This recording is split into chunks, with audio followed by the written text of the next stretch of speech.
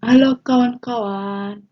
Eh, pada kesempatan ini saya akan menampilkan materi saya tentang Zero to One, membangun startup, membangun masa depan.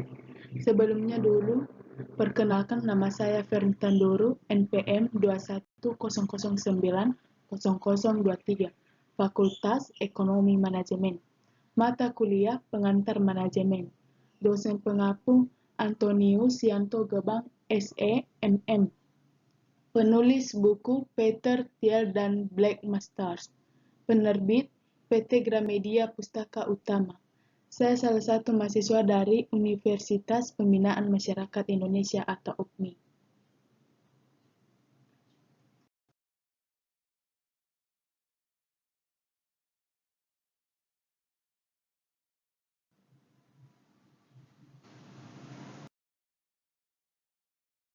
Baik, yang pertama, tantangan masa depan.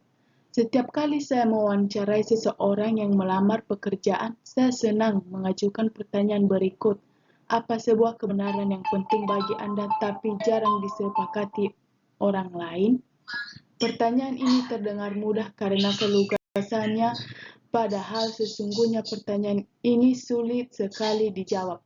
Pertanyaan ini sulit secara intelektual karena pengetahuan yang diajarkan kepada setiap orang di sekolah pada dasarnya telah disepakati oleh semua orang. Pertanyaan itu Pernyataan itu sulit secara psikologis karena siapapun yang mencoba menjawabnya harus mengatakan suatu pendapat yang ia tahu tidak populer. Pemikiran cemerlang itu langka, tetapi orang yang berani jauh lebih langka daripada orang yang genius.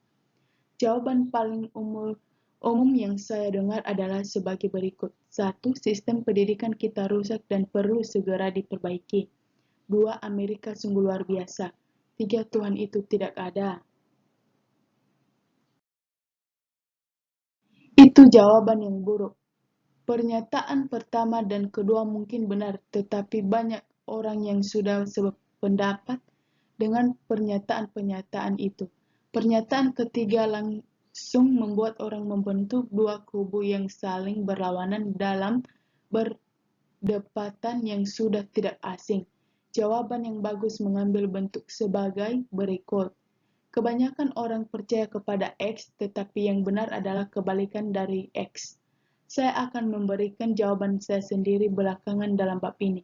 Apa hubungan pertanyaan melawan arus ini dengan masa depan? Dalam makna yang paling sempit, masa mendatang pada dasarnya adalah himpunan semua momen yang belum terjadi, namun yang membuat masa depan istimewa dan penting bukanlah karena semua itu belum terjadi, melainkan karena itu akan menjadi momen ketika dunia tampak berbeda dari sekarang. Mengikuti pengertian tersebut, seandainya tak ada yang berubah sama sekali dalam masyarakat kita selama 100 tahun ke depan, berarti masa depan baru akan datang 10 tahun lagi. Seandainya banyak hal yang berubah secara radikal dalam 10 tahun mendatang, berarti masa depan sudah hampir tiba. Tidak seorang pun mampu meramalkan masa depan dengan tepat, tetapi kita mengetahui dua hal. Masa depan akan berbeda dan masa depan harus berakar dalam dunia hari ini. Kebanyakan jawaban terhadap pertanyaan melawan arus itu merupakan cara yang berbeda untuk memandang masa sekarang. Jawaban-jawaban yang bagus adalah yang paling memungkinkan kita mengintip ke masa depan. Masuk kita pada masa depan kemajuan. Ketika kita berpikir tentang masa depan, kita mengharapkan kemajuan-kemajuan itu dapat memiliki dua bentuk. Kemajuan horizontal atau kemajuan ekstensif yang berarti meniru hal-hal yang jelas berhasil pergi dari satu ke N. Kemajuan horizontal mudah dibayangkan karena kita sudah dibayangkan mengetahui seperti apa kemajuan itu. Kemajuan vertikal atau kemajuan intensif berarti mengerjakan hal-hal baru pergi dari 0 ke 1.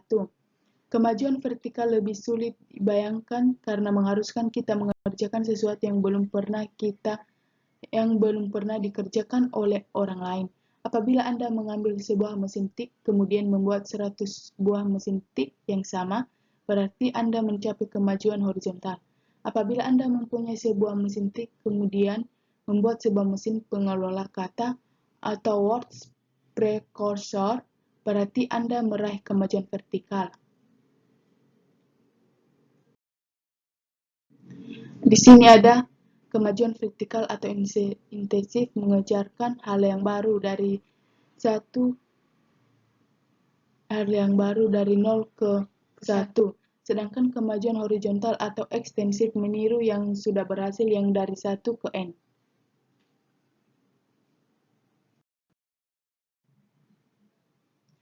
Makro satu-satunya kata untuk menggambarkan kemajuan horizontal adalah globalisasi, mengambil hal-hal yang sudah berhasil di suatu tempat kemudian mengupayakan agar hal yang sama juga berhasil di tempat lain.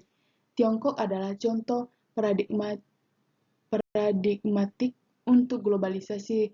Rencana 20 tahunnya adalah menjadi seperti Amerika Serikat yang sekarang. Selama ini bangsa Tiongkok secara terang-terangan meniru segala sesuatu yang telah berhasil di negara-negara maju. Sistem kereta api abad ke-19, penyejuk udara abad ke-20, bahkan meniru kata-kata besar secara keseluruhan. Dalam prosesnya mungkin ada beberapa tahap yang dilompat langsung membangun sistem nirkabel tanpa membangun jaringan kabel di atas tanah terlebih dahulu, tetapi yang jelas mereka meniru. Satu-satunya kata untuk menggambarkan kemajuan vertikal atau kemajuan dari 0 ke 1 adalah teknologi. Kemajuan teknologi informasi yang pesat dalam beberapa dasawarsa lalu telah menjadikan Silicon Valley sebagai ibu kota teknologi secara umum. Di sini ada teknologi 0 ke 1 dan globalisasi 1 ke N. Akan tetapi, teknologi tidak harus terbatas pada komputer. Jika dipahami secara cepat, semua cara yang baru dan lebih baik untuk mengerjakan sesuatu juga termasuk ke dalam teknologi.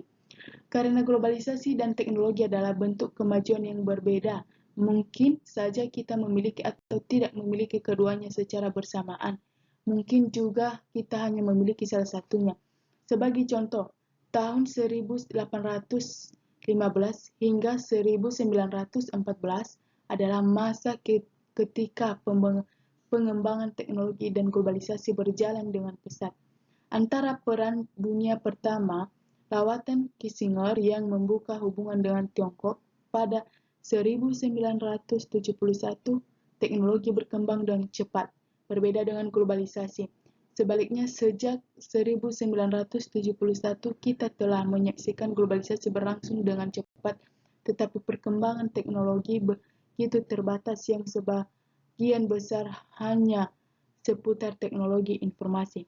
Zaman globalisasi ini telah memudahkan kita membayangkan beberapa dasawarsa ke depan yang dipenuhi konvergensi dan keseragaman lebih besar. Bahkan pemahaman sehari-hari kita mendorong keyakinan tentang semacam babak akhir dalam sejarah teknologi. Pembagian dunia dalam kelompok yang disebut sebagai negara-negara maju dan negara-negara berkembang menyiratkan bahwa negara maju telah meraih semua bahwa yang dapat diraih, sedangkan negara kurang beruntung hanya perlu menyusul kelompok itu. Muncul dalam sejarah, nenek moyang kita hidup dalam masyarakat yang statis, B dengan sistem zero sum, di mana untuk mencapai kesuksesan seseorang harus mengalahkan orang lain.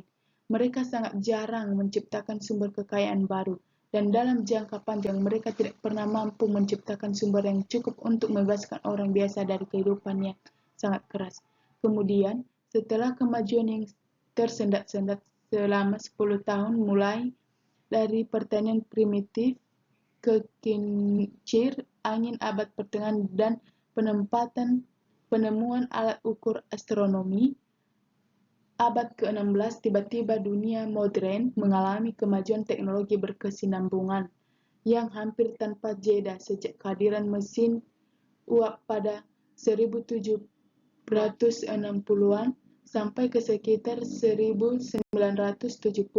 Akibatnya, kita mewarisi sebuah masyarakat yang lebih kaya daripada yang mampu dibayangkan oleh generasi terdahulu manapun. Masuk kita pada pola pikir usaha startup.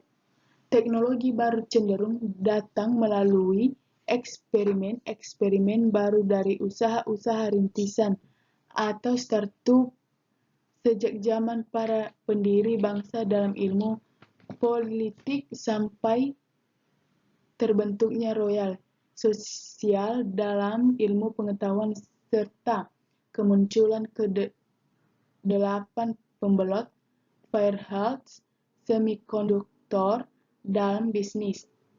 Kelompok-kelompok kecil yang bergabung karena merasa mempunyai misi telah mengubah dunia ke arah yang lebih baik.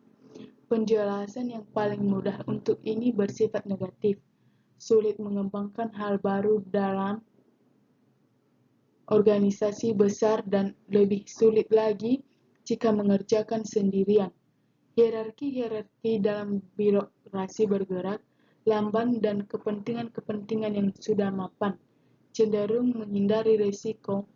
Di kebanyakan organisasi difungsional memberikan isyarat bahwa pekerjaan sudah selesai dikerjakan menjadi strategi yang lebih baik untuk kemajuan karier daripada benar-benar melaksanakan pekerjaan itu sendiri. Seandainya ini menggambarkan perusahaan Anda, sebaiknya berhenti sekarang juga. Di ekstrem yang lain, seorang genius mungkin mampu menciptakan sebuah karya seni atau sastra klasik seorang diri, tetapi ia tidak akan pernah mampu menciptakan sebuah industri secara keseluruhan. Prinsip usaha startup mengharuskan Anda bekerja sama dengan orang lain untuk mencapai sesuatu, tetapi juga harus mempertahankannya cukup kecil sehingga Anda sungguh mengerjakannya. Jika didefinisikan secara positif, sebuah startup adalah kelompok paling besar tempat Anda dapat meyakinkan orang-orang akan sebuah rencana untuk membangun masa depan yang berbeda. Kekuatan terpenting sebuah perusahaan baru adalah pola pikir baru. Ini bahkan lebih penting daripada kecekatan karena ukuran yang kecil menyediakan ruang untuk berpikir. Buku ini bercerita tentang pertanyaan-pertanyaan yang harus Anda ajukan dan Anda jawab agar berhasil dalam usaha membuat hal baru. Buku ini bukan manual atau rekaman pengetahuan, melainkan sebuah latihan berpikir. Dan berpikir karena pada dasarnya itulah yang harus dikerjakan oleh sebuah usaha startup. Mempertanyakan gagasan-gagasan yang muncul dan memikirkan kembali sesuatu dari nol. Baik, teman-teman, sekian dari presentasi saya ucapkan terima kasih.